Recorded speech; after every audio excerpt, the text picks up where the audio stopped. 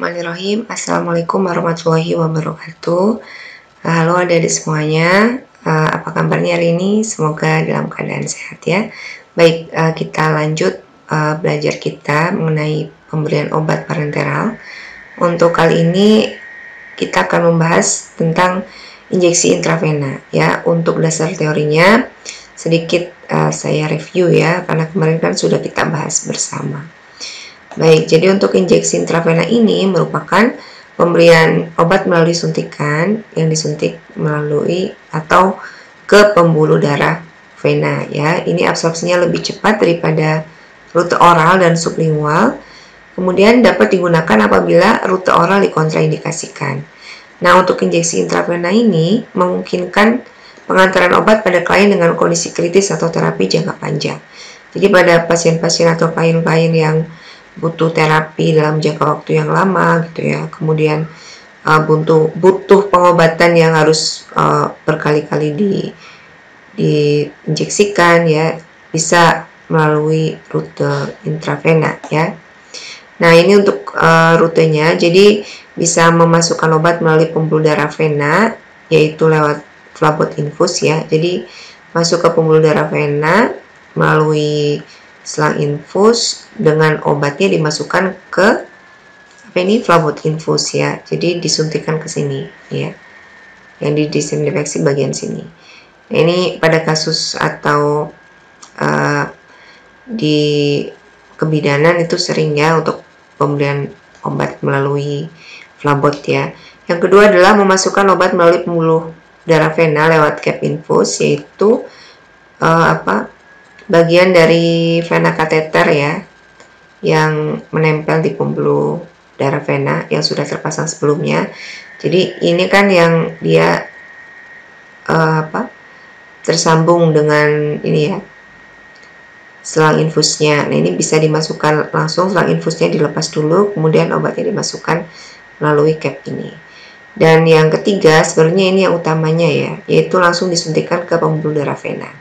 Nah, untuk pembelajaran praktek kita, untuk injeksi intravenanya langsung dimasukkan ke pembuluh darah ya, hampir sama dengan saat kita melakukan pemasangan infus. Nah, ini untuk injeksi intravena secara langsung di pembuluh darah vena ya. Saat tangan supin ini ada pembuluh darah vena mediana cubiti, vena cephalica, vena basalica. Nah, ini pembuluh darah balik atau pembuluh darah vena ya. Tapi biasanya untuk pemberian obat intravena yang berkali-kali tidak dilakukan di sini ya, tapi kalau hanya sekali atau mengambil sampel darah bisa dilakukan di sini, umumnya di vena mediana cubiti ya.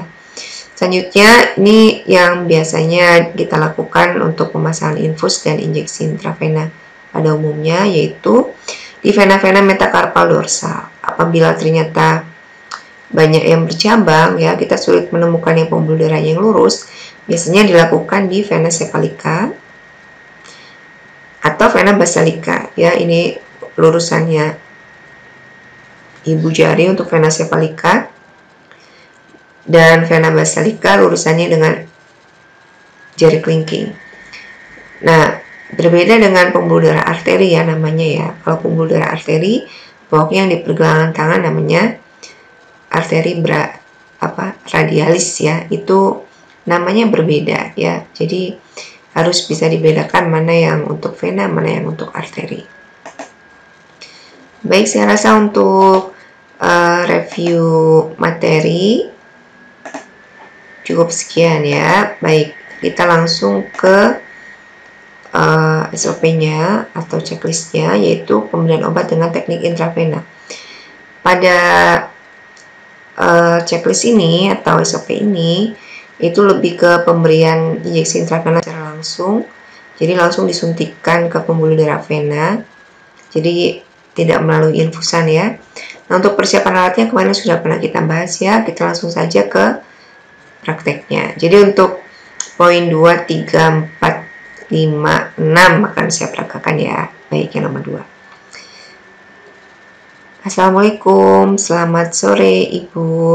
Perkenalkan, saya bidan Gita, bidan jaga yang bertugas pada sore hari ini. Benar ya, ini dengan Ibu Nino, rumahnya di Kebonsari Sukun. Misalnya jawabnya ya benar gitu. Kemudian setelah itu kita jelaskan yang poin nomor 4. Baik Ibu, untuk saat ini saya akan memberikan obat kepada Ibu melalui suntikan. Jadi suntikannya itu nanti akan saya masukkan lewat pembuluh darah yang ada di tangan Ibu. Ya, kita tunjukkan misalnya pergelangan tangan ya pergelangan tangan, atau bagian punggung tangan yang dijelaskan di situ ya. Jadi tujuannya agar penyerapan obat dari obat yang harus Ibu konsumsi itu lebih cepat ya Bu ya. Nanti prosedurnya tangan Ibu atau pembuluh darahnya akan saya bendung, kemudian obatnya akan saya masukkan secara perlahan, dan nanti saya meminta kerjasama dari Ibu agar pemberian obatnya bisa berjalan dengan lancar ya Bu ya. Bagaimana Ibu? Apakah Ibu bersedia? Nah, misalnya oke Mbak, baik Mbak, saya bersedia. Nah, kalau ini tindakan yang pertama kali, kemudian untuk mengawali tindakan berikutnya bisa diberikan info ponsel. Tapi kalau ini ternyata tindakan yang sudah dilakukan berkali-kali, cukup ditulis saja di RM-nya. Kalau Ibu bersedia untuk kita berikan injeksi ya. Jaga privasi, kemarin sudah kita bahas ya, kondisi cuci tangan, mendekatkan alat ya. Oke, udah. Nah, bedanya dengan injeksi subkutan yang kemarin adalah bahwa pada injeksi intravena ini dilakukan nih, dipasang perlak dan alasnya. Kenapa? Karena ini langsung di pembuluh darah besar ya, pembuluh darah balik. Jadi takutnya kalau begitu masuk kemudian banyak darah yang berceceran ya. Jadi biar tidak terlalu kotor sehingga dipasang perlak dan pengalasnya. Apabila bednya sudah dipasang perlak, tetap ini dipasang ya. Kemudian posisinya, nah posisinya senyaman klien, bisa duduk, bisa setengah duduk, bisa berbaring. Ya, kemudian tempat injeksinya tadi ya, di tangan bisa di punggung atau pergelangannya, atau daerah lipatan siku bagian dalam. Nah, ini lakukan tindakan antisepsis secara melingkar ya. Kemudian pasang tourniquet. Nah, kalau saya lebih ke pasang tourniquet dulu, kemudian baru diberikan antisepsis ya, cara melingkar. Bisa juga dibantu tangan ibunya mengkepal, yaitu ibu jari di bagian tangan bagian dalamnya gitu ya. Jadi menggenggam ibu jari. Nah, kemudian ini ya, beritahu klien ketika akan diinjeksi, Ibu saya suntikan ya, kemudian lakukan injeksi secara IV intravena, sudutnya adalah 45 derajat awal masuk, kemudian diturunkan sedikit demi sedikit agar masuk ke pembuluh darah venanya ya. Nah, biasanya kalau intravena itu tidak butuh aspirasi, kalau masuk ke pembuluh darahnya langsung ada darahnya naik ya.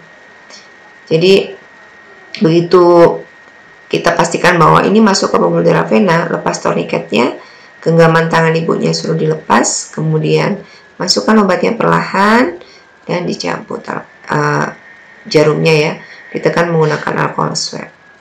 Nah, ini tindakan selanjutnya sama ya. Kemudian dievaluasi dulu setelah kita berikan injeksinya, kira-kira 30 menit untuk dilihat responnya. Baik, saya rasa itu saja untuk penjelasan mengenai SOP-nya. Selanjutnya mari kita simak video berikut ya. Ya, jadi untuk tugas pada pertemuan sebelumnya saya minta untuk melihat video tutorial di YouTube ya. Itu yang lebih sistematis sesuai dengan SOP yang saya jelaskan barusan ya. Jadi ini lebih ke pendalaman untuk teknik-tekniknya ya, agar Anda bisa melakukan tindakan ini dengan baik dan tentunya Anda bisa kompeten. Baik, mari kita simak bersama-sama.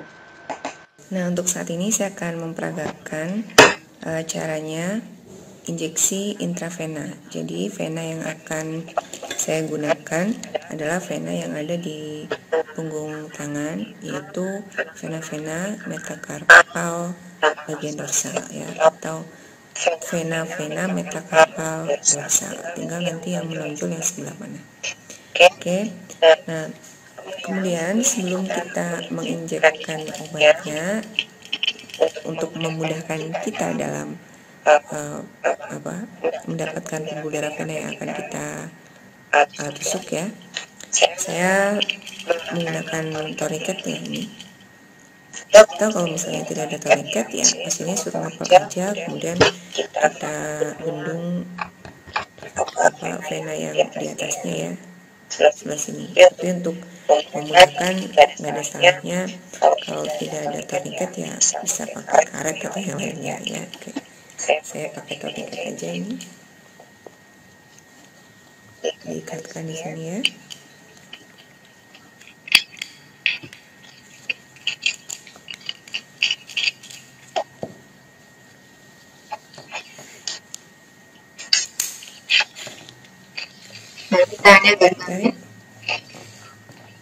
Oke, kemudian